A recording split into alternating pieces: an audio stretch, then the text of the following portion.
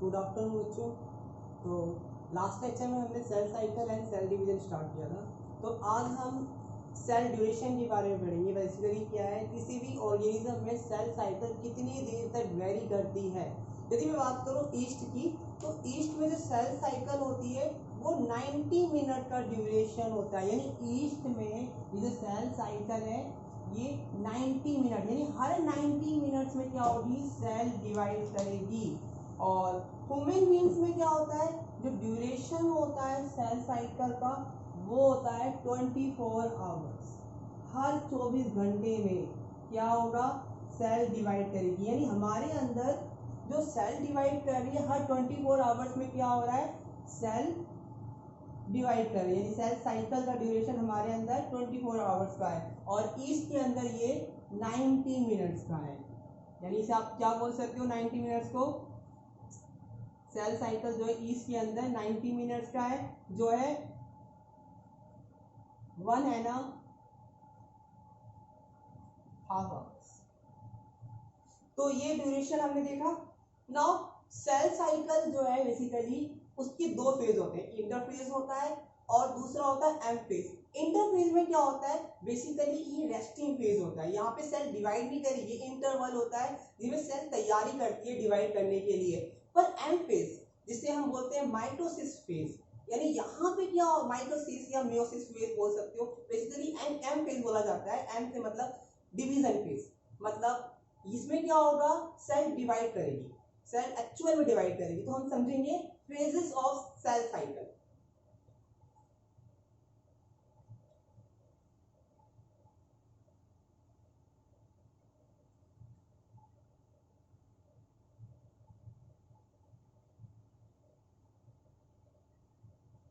Phase of cell cycle. Cell cycle की दो phase होते हैं, एक होता है इंटरफेज, इंटरफेज, दूसरा होता है एम फेज। इंटरफेज और एम फेज से आगे और पढ़ेगी डिटेल में। तो यहाँ पे सेल साइकिल की दो फेज है, एक है इंटरफेज। इंटरफेज क्यों बोला गया है, इंटर मतलब इंटरवल, यानी जब सेल साइकिल डिवाइड हो रही थी उसके बीच का जो इंटरवल है उसे इंटरफेज बोलते हैं। यानी इसमें क्या होता है, इससे जो पहले के जो साइंटिस्ट थे ना, इसे रेस्टिंग फेज बोलते थे। क्या बोलते थे इसे, रेस्टिंग फेज। रेस्टिंग फेज क्यों बोलते थे, क्योंकि इसमें क्या होता था, सेल रेस्ट पर होती थी, डिवाइड नहीं करती थी। इसे आप प्रिपरेटरी स्टेज भी बोल सकते हो। प्रिपरेटरी स्टेज क्यों बोलते हैं इसे, प्रिपरेटरी फेज मतलब प्रिपरेशन वाली फेज। यहाँ पे क्या होगा, सेल प्रिपेयर करेगी फॉर डिवीजन के लिए, इसलिए इसे प्रिपरेटरी फेज बोलते हैं। इसमें क्या होता है, बेसिकली क्या है, यहाँ पे आरएनए बनेगा, प्रोटीन बनेगा, एटीपी बनेगी। यानी आरएनए, प्रोटीन, एटीपी, ये सारा इसके अंदर क्या होगा, सिंथेसाइज होगा। यानी एटीपी भी इसके अंदर बन रही है, आरएनए भी बन रहा है, प्रोटीन भी बन रहा है। तो एनर्जी का जो मेन फेज है, एनर्जी जो बेसिकली कहां से मिलती है हमें, एडेनोसिन ट्राइफॉस्फेट से। तो एनर्जी का सोर्स जो एटीपी से बन रहा है, तो इसे हम बोलते हैं एनर्जी फेज।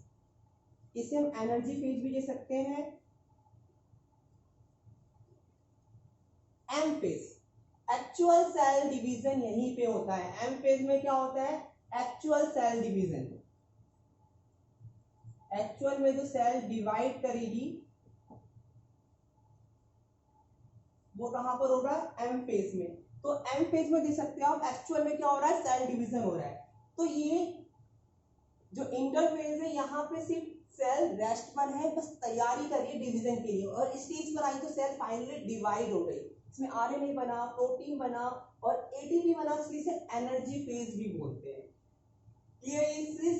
अब इसमें हम इंटरफेज और एम फेज में डिफरेंशिएशन, इनके बीच में क्या डिफरेंस है उस चीज को हम समझेंगे।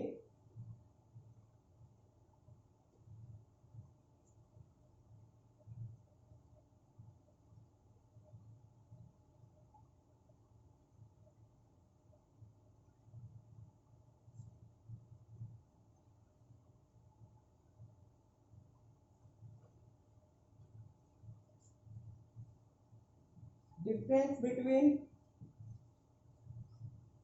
interphase and M phase, इन दोनों के बीच में क्या डिफरेंस होता है? तो सबसे पहले इंटरफेस एंड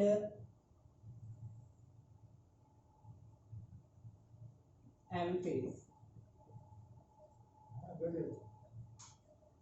इंटरफेस, इंटरफेस क्या है? यहां पे एक तरह से आप बोल सकते हो ये इंटरवल है या between a new cell division. जो न्यू सेल डिवीजन के बीच का जो गैप है वो इंटरफेज है। और एम फेज में क्या हो रहा है? Cell undergoes division. सेल इसमें क्या है? डिवीजन में जा रही है। ये एक तरह से इंटरफेज जो है लॉन्गर फेज होता है, लॉन्गर फेज होता है। और ये वाला जो फेज होता है एम फेज, ये शॉर्टर फेज होता है, यानी बहुत ही शॉर्ट ड्यूरेशन में होता है। ये जो होता है 90 माने 90% 90% ये 90% का तक चलता है ये फेज। और बाकी जो रिमेनिंग 10% जो होता है वो एम फेज होता है। मतलब पूरी सेल साइकिल में जो ड्यूरेशन है इंटरफेज वो 90% है और ये एम फेज जो है 10% होता है। अब क्या होता है, मान लो जैसे कोई सेल है, जैसे ह्यूमन बीइंग है, 24 आवर्स में उसकी सेल डिवाइड हो रही है हर, तो 23 घंटे क्या होगा? 23 आवर्स लेगा इंटरफेज, तो 1 आवर्स क्या लेगा? 1 घंटा लेगा एम फेज। यानी 23 घंटे लग रहे हैं इंटरफेज कंप्लीट करने में, लॉन्गर फेज हो गया ना। और एम फेज में लग रहे हैं सिर्फ 1 घंटे, यानी क्या हो गया? शॉर्टर फेज हो गया। तो इंटरफेज क्या है? ये लॉन्गर फेज है। इसमें क्या होता है? प्रिपरेशन होता है ऑफ सेल डिवीजन का, और इसमें फाइनल में सेल डिवीजन होता है। और जितने भी जीनोम होते हैं उनका डुप्लीकेशन कहां पर होता है? इसके अंदर होता है, इंटरफेस के अंदर। और जितने भी जीनोम मतलब नहीं, जितने भी सेल ऑर्गेनेल है, पर जो न्यूक्लियस है उसका डिवीजन होता है एम फेज के अंदर, न्यूक्लियस का और साइटोप्लाज्म का। पर सेल ऑर्गेनेल हो गया या अदर पार्ट्स हो गए वो इंटरफेज में डिवाइड करेंगे। तो ऐसे समझते हैं, जैसे कि एग्जामिन करते हैं। ये है, आप देखो ध्यान से,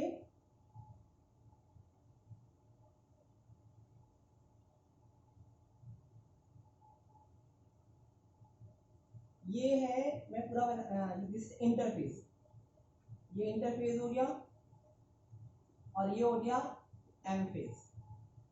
तो यहां से एक सेल गई, देन फाइनली वो डिवाइड हो गई 2 सेल में। तो आप देख सकते हो यहां से सेल स्टार्ट हुई और ये 2 सेल में डिवाइड हो गई। तो ये जो 90% टाइम मिलेगा इंटरफेस, यानी यहाँ पे सेल से प्रिपेयर हो रही डिवाइड होने के लिए, पर फाइनली डिवाइड कहाँ आ जाती हुई? इस फेज में। तो एम फेज में क्या हुआ? डिवीजन हुआ। और इसमें क्या हुआ? प्रिपरेशन हुआ। तो ये 10% टाइम ले रही है ड्यूरेशन, और ये 90% ड्यूरेशन कवर कर रही है। कौन सी? इंटरफेज। तो इसके अंदर हम समझ सकते हैं कि ये जो इंटरफेज है आगे फर्दर डिवाइड है 3 फेजेस में। तो इसलिए इंटरफेस क्या हो गया? लॉन्गर हो गया, और एम फेज क्या हो गया? शॉर्टर हो गया। तो ये चीज होती है इसके अंदर। तो अब इसके अंदर और भी डिफरेंस समझते हैं, क्या क्या उसके अंदर होता है इंटरफेस के अंदर।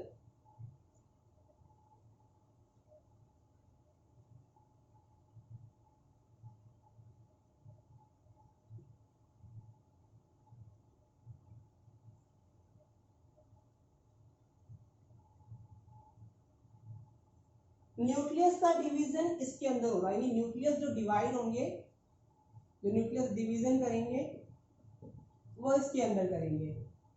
और इसके अंदर सेल ऑर्गेनेल डिवाइड करेंगे।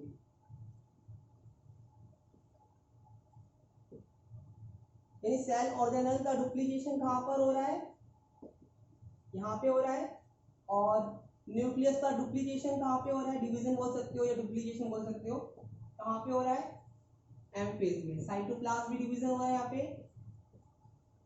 न्यूक्लियस डिवीजन, साइटोप्लाज्म डिवीजन भी कहाँ पे हो रहा है, इसी स्टेज में। तो हमने देखा इंटरफेज और एम फेज में डिफरेंस। तो क्या होता है, जब भी एक सेल डिवाइड करने जाएगी, एक से दो सेल बनाने जाएगी, तो ऐसे में क्या होगा, उसे कई टाइप की स्टेज फॉलो करनी पड़ती है।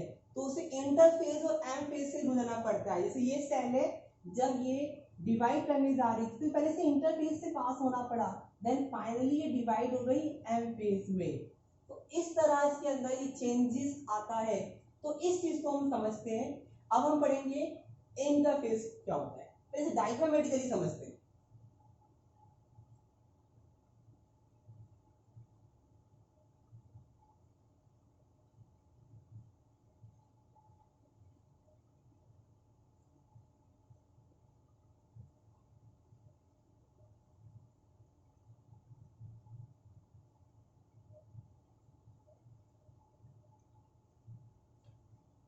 तो ये डायग्रामेटिक व्यू है ऑफ सेल साइकिल का। आप देखना इधर, ये सेल साइकिल का व्यू है। तो इसमें ये स्फीयर, अब ये जो स्मॉलर शॉर्टर फेज दिखा रहा हूं मैं, ये एम फेज है और ये है इंटर। तो सबसे पहले इसमें आएगा G1 फेज, ये है S फेज, ये G2 फेज। ये तीनों ही क्या है, यानी जो इंटरफेज है, आगे इंटरफेज को हमने डिवाइड किया है तीन फेज में। इंटरफेज डिवाइड है तीन फेज में, G1 phase, S phase and G2 phase. G1 को बोलते हैं गैप वन फेज, S को बोलते हैं सिंथेसिस फेज, G2 को बोलते हैं गैप टू फेज। तो हमने ये तीन फेज समझ लें, इंटरफेज को हमने तीन फेज में डिवाइड किया, G1, S एंड G2। अब एक्चुअल में क्या है, सपोज करो ये सेल है, दिस इज अ सेल। तो ये सेल जब डिवाइड करेगी या डिवाइड करने जाएगी, तो पहले वो G1 से गुजरेगी, देन वो S से, देन उसके बाद वो इस एम फेज में जाके वो डिवाइड कर देगी। तो ये क्या है, दिस इज एम फेज। इसे हम बोल सकते हैं क्या, एम फेज। तो एम फेज में क्या होता है, सबसे पहले जब जितने भी सेल ऑर्गेनेल, सेल प्रिपेयर हो गई डिवीजन के लिए, सेल तैयार हो गई है पूरी तरह से डिवीजन के लिए, एनर्जी, आरएनए, डीएनए, उन सब का क्या हो गया है, डुप्लीकेशन हो गया है इस इंटरफेस में। आरएनए का और प्रोटीन भी बन गया है। तो यहाँ पे ये सेल यहाँ से G1 से S, S से G2 में गई, देन जब यहाँ पर आई एम फेज में, तो क्या हुआ, एम फेज में न्यूक्लियस का डिवीजन हुआ, जिसे हम बोलते हैं कैरियोकाइनेसिस। कैरियोकाइनेसिस मतलब न्यूक्लियस का डिवीजन, यानी न्यूक्लियस का डिवीजन हुआ। उसके बाद ये जो स्टेज दिखा रहा हूं मैं, यानी साइटोकाइनेसिस, यानी साइटोप्लाज्म का डिवीजन हुआ। तो ये कैरियोकाइनेसिस में होता है prophase P, M metaphase, A anaphase, T telophase.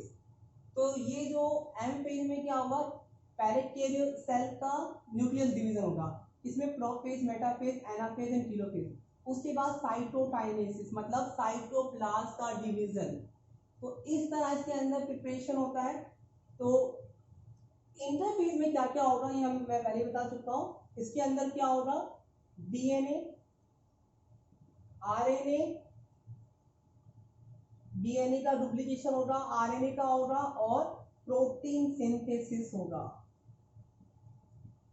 और एटीपी। एनर्जी चाहिए है ना सेल डिवीजन करने के लिए। एक सेल दो सेल में डिवाइड हो रही तो उसे एनर्जी चाहिए, एनर्जी सिंथेसिस होगी मतलब एटीपी सिंथेसिस होगी।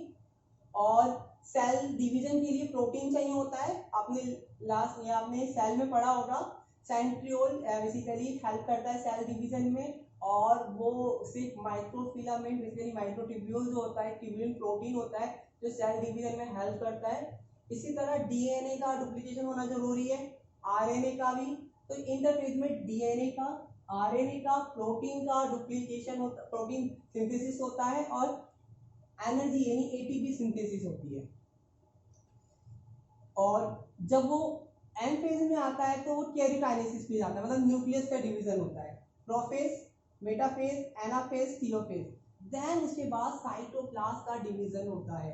तो ये चीज होती है इसके अंदर। इसको हम और डिटेल में समझते हैं। तो ये मैंने दिखाया आपको डायग्रामेटिक व्यू। आप इसमें आप बता सकते हो, आपको दिखाई दे रहा था लॉन्गर स्टेज जीवन फेज। तो पहले हम इसी से स्टार्ट करेंगे, जीवन से। जीवन यानी गैप वन फेज। तो स्टार्ट कर रहे हैं इंटरफेज।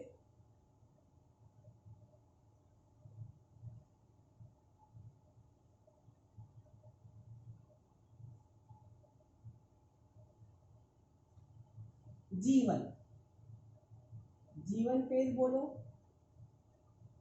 या गैप फेज बोलो।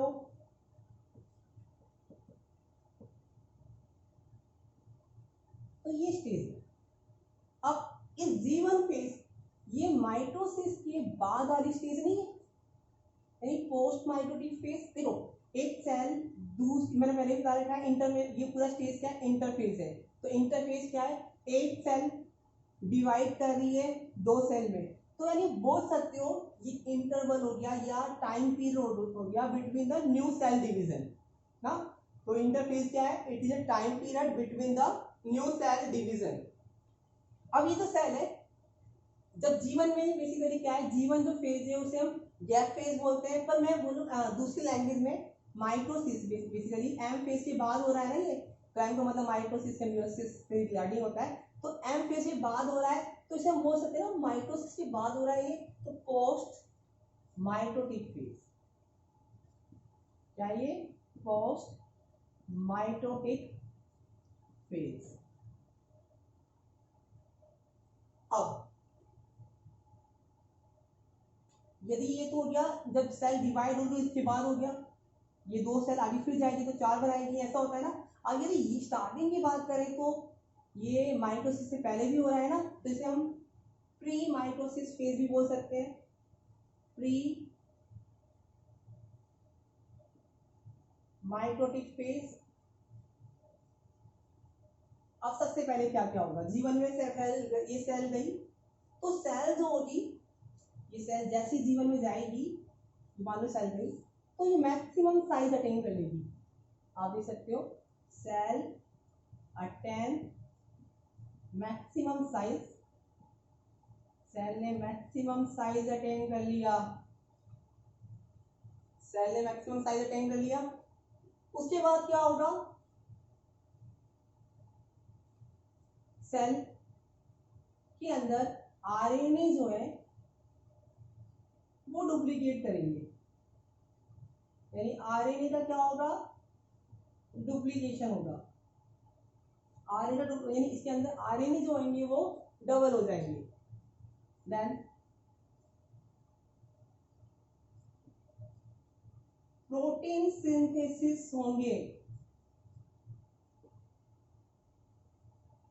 इसके अंदर क्या बनेंगे, प्रोटीन का सिंथेसिस होगा, यानी आरएनए डुप्लीकेट कर दे, यानी आरएनए बन गए इसके अंदर, यानी आरएनए सिंथेसिस हो गया।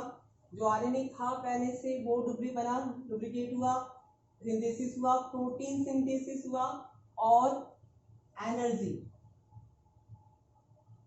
आगे G1 से S फेज में जाने के लिए एनर्जी चाहिए ना, तो एनर्जी यानी एटीपी, एटीपी का क्या होगा इसके अंदर, सिंथेसिस होगा। हिस्टोन प्रोटीन इसके अंदर बनते नहीं है, बस इसमें हिस्टोन प्रोटीन की तैयारी होती है। हिस्टोन प्रोटीन कहाँ बनते हैं, एस फेज में, ये याद रखना है। नाउ अगली स्टेज है एस फेज, तो इसमें क्या हुआ, सेल जैसे ही गई, सेल का साइज बढ़ गया, साइज बढ़ गया, आरएनए डुप्लीकेट हो गया, डबल हो गया, आरएनए सिंथेसिस कह सकते हो, प्रोटीन सिंथेसिस होने लगा, एनर्जी सिंथेसिस होने लगी, एटीपी सिंथेसिस होने लगी। अब ये G1 से सेल एस फेज में आ गई। नाउ एस फेज में देखते हैं क्या होगा।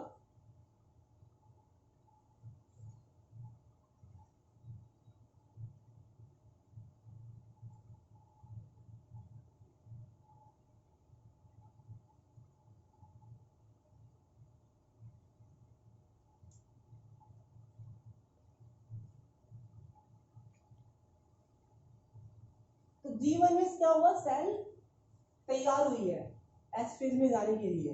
अब एस फेज में जो डीएनए था उसका डुप्लीकेशन होगा, डीएनए डुप्लीकेशन होगा, हिस्टोन प्रोटीन यहां बनेगा। वहां पे हिस्टोन के लिए अमाइनो एसिड बना था। क्या होता है, ये जो प्रोटीन होता है वो अमाइनो एसिड का बना होता है, और अमाइनो एसिड कहां पे बना था, G1 में, यानी यहाँ पे हिस्टोन के लिए अमाइनो एसिड बना था। पर प्रोटीन कहाँ बना, यहाँ पे, यानी हिस्टोन प्रोटीन एस फेज में सिंथेसिस हुआ और डीएनए डुप्लीकेशन हो रहा है, पर क्रोमोसोम नंबर जो है, तो क्रोमोसोम नंबर वो इसके अंदर सेम है। और एट द एंड, जब ये एस फेज के एंड में जाएगा तो सेंट्रियोल का क्या हो जाएगा, डिवीजन। सेंट्रियोल सेल डिवीजन में हेल्प करता है, ये ओनली एनिमल सेल में होता है, in animal cell, animal cell में सेंट्रियोल हेल्प करता है, प्लांट में नहीं करेगा ये। तो सेंट्रियोल बेसिकली डिवाइड होते हैं, दो सेंट्रियोल बन जाते हैं और दोनों ही सेंट्रियोल मूव कर जाते हैं ऑपोजिट पोल की ओर, ताकि सेल डिवीजन हो सके। तो देखो डीएनए का डुप्लीकेशन हुआ, जैसे मान लो यहाँ पे डीएनए डुप्लीकेशन कैसे हुआ होगा, जैसे कि इस फेज में सेल मैक्सिमम साइज में थी, तो ये क्रोमोसोम था, ये जो क्रोमोसोम था यहाँ पे ये इस तरह ये कंडीशन में था, थ्रेड लाइक था। अब ये जब इसे हम बोलते हैं मोनाड कंडीशन, यानी ये देख सकते हो आप मोनाड कंडीशन में, अब इसका क्या होगा, इसकी सेम कॉपी बनेगी इस तरह।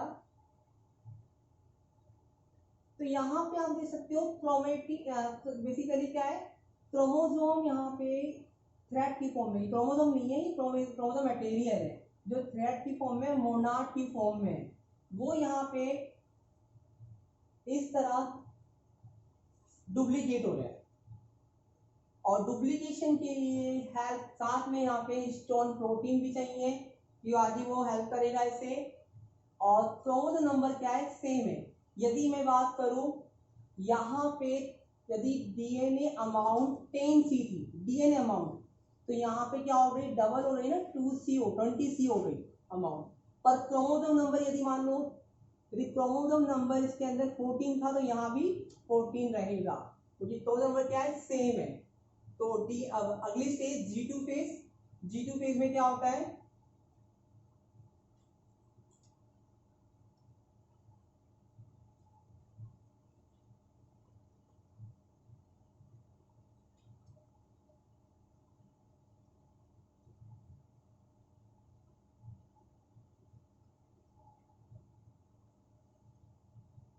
G2 फेज को हम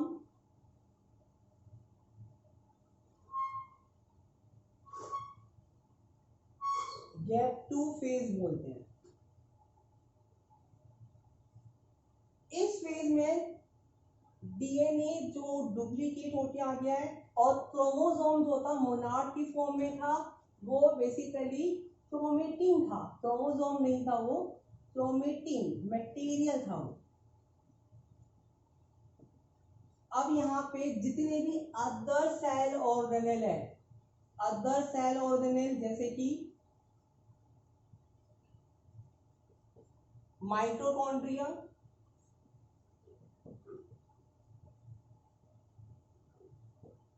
गोल्जी बॉडी,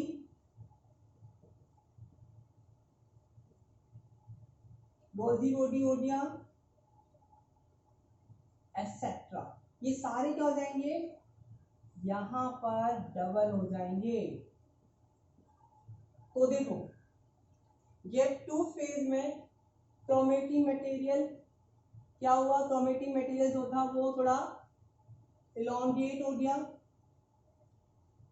वो क्रोमोसोम नहीं बनाया है, बेसिकली स्टोन प्रोटीन की हेल्प से वो थोड़ा इलॉन्गेट हो गया है, क्रोमोसोम बनने में उसे टाइम लगेगा। तो ये एंड जैसे ये था, जैसे ये मोनाड कंडीशन है ना क्रोमोसोम की, अब इसमें आप देखोगे आपको इस तरह मिल जाएगा, ये देखो इस तरह दिखाई दे रहा है आपको, क्रोमोसोम नहीं है, ये एक कंडीशन बनी है इस तरह की, तो ये मोनाड क्रोमोसोम है इस तरह का। यहाँ तक इस चीज में याद बन गया है। अदर सेल ऑर्गेनेल जैसे कि माइटोकॉन्ड्रिया, गोल्जी बॉडी, सब यहाँ पर डबल हो गए, ये सारे सेल ऑर्गेनेल यहाँ पे डबल हो गए ना। और यहाँ पे protein, tubulin protein, protein synthesis हुआ है यहाँ पे, कौन सा, ट्यूबुलिन, एटीपी आदि सिंथेसिस होगी एम फेज में जाने के लिए। एम फेज में जाने के लिए क्या होगा, एटीपी सिंथेसिस होगी। तो इस चीज को समझते हैं। अगली क्या, तो यानी इंटरफेज में यदि बात करें तो 3 फेज है, G1S and G2। G1 is the longest phase कह सकते हो इंटरफेज की। ऐसे तो यदि ओवरऑल बात करें एम फेज या इंटरफेज में, इंटरफेज क्या है, लॉन्गेस्ट स्टेज है, और ये जो है एम फेज क्या है, ये शॉर्टेस्ट स्टेज है। तो G1 फेज है, इसके अंदर हमें पता है इसे गैप 1 बोला गया है, पोस्ट मैट्रिक फेज।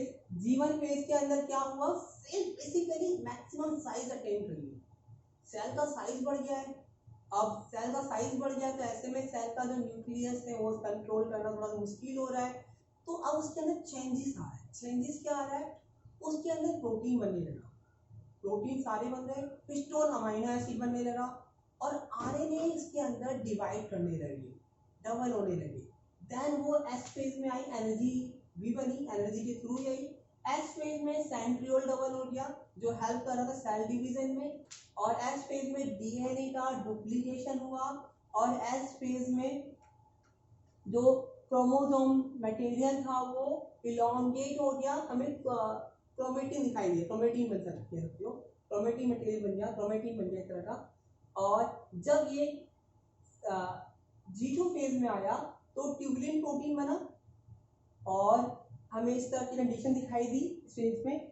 और other cell organelle mitochondria, Golgi body, tubulin protein और एटीपी के अंदर सिंथेसिस हो गया। नाउ अगली स्टेज आती है एम फेज। एम फेज को समझते हैं हम।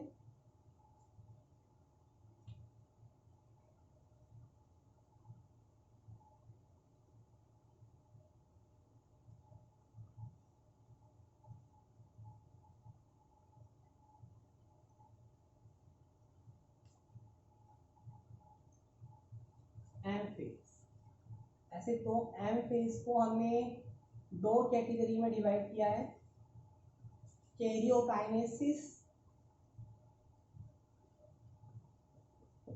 और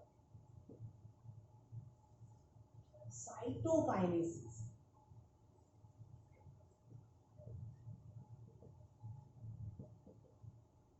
यानी एम फेज जो है फाइनली वो डिवाइड है 2 फेज में, कैरियोकाइनेसिस में और साइटोकाइनेसिस में। कैरियोकाइनेसिस में क्या होता है, इसमें न्यूक्लियस का डिवीजन होता है, यानी एक्चुअल में जो न्यूक्लियस कहाँ डिवाइड कर रहे हैं, वो न्यूक्लियस डिवाइड कर रहे हैं कैरियोकाइनेसिस में। और साइटोकाइनेसिस में क्या होता है, साइटोकाइनेसिस में साइटोप्लाज्म का डिवीजन होता है।